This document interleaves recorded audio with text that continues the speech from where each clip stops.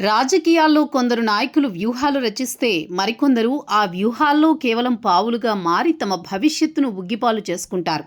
YCP అధినేత జగన్మోహన్ రెడ్డి రాజకీయ శైలిని గమనించే ఎవరికైనా ఒక విషయం స్పష్టంగా అర్థమవుతుంది. ఆయన ఎప్పటికప్పుడు ఆడే పొలిటికల్ గేమ్లో కొంతమంది ఉత్సాహవంతులను నోటిదురుసు ఉన్నవారిని ఈజీగా ఆకర్షించి తన ప్రత్యర్థులపై అస్త్రాలుగా వాడుకుంటారు.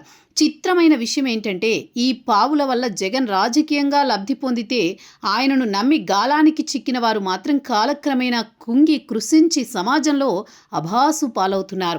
తాజాగా ఈ గాలానికి కొందరు దళిత క్రైస్తవ ఔత్సాహిక నేతలు దొరకడం ఏపీ రాజకీయాల్లో చర్చనీయాంశంగా మారింది.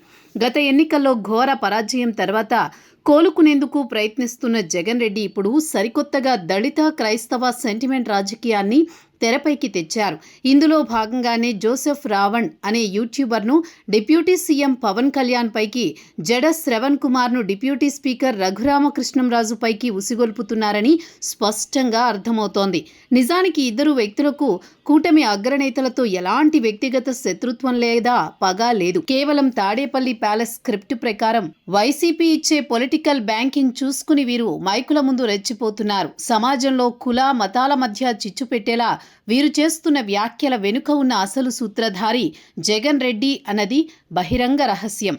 నాడు వారు ఆడిన గేమే నేడు ఈ కొత్త పావులు ఆడుతున్నారు. చరిత్ర నుంచి వీరు ఎలాంటి పాఠాలు నేర్చుకోకపోవడమే ఇక్కడ అసలైన విచిత్రం. గతంలో జగన్ రెడ్డి కోసం సోషల్ మీడియాలో, టీవీ డిబేట్లలో బూతులు తిడుతూ వ్యక్తిగత దాడులకు దిగిన వారంతా నేడు రాజకీయంగా, సామాజికంగా పూర్తిగా అడ్రస్ లేకుండా పోయారు. వైసీపీ అధికారంలో ఉన్నప్పుడు భుజాన మోసిన సదరు వివాదాస్పద వ్యక్తులను పార్టీ పదవుల విషయంలో గానీ, కష్టాల్లో ఉన్నప్పుడు గానీ జగన్ కనీసం పట్టించుకోలేదు. యూజ్ అండ్ త్రో రాజకీయానికి బలైపోయిన ఆ పాత ముఖాల గతేమైందో కళ్ల ముందే కనిపిస్తున్నా నేటి కొత్త బ్యాచ్ అదే తప్పు చేస్తున్నారు.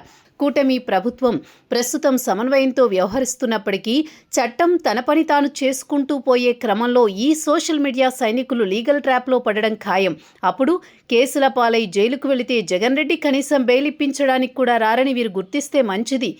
ఇప్పటికైనా ఈ దళిత క్రైస్తవ ఔత్సాహికులు జాగ్రత్త పడకపోతే గతంలో అడ్రస్ లేకుండా పోయిన వారి జాబితాలో వీరి పేర్లు కూడా చేరడం చారిత్రక సత్యం.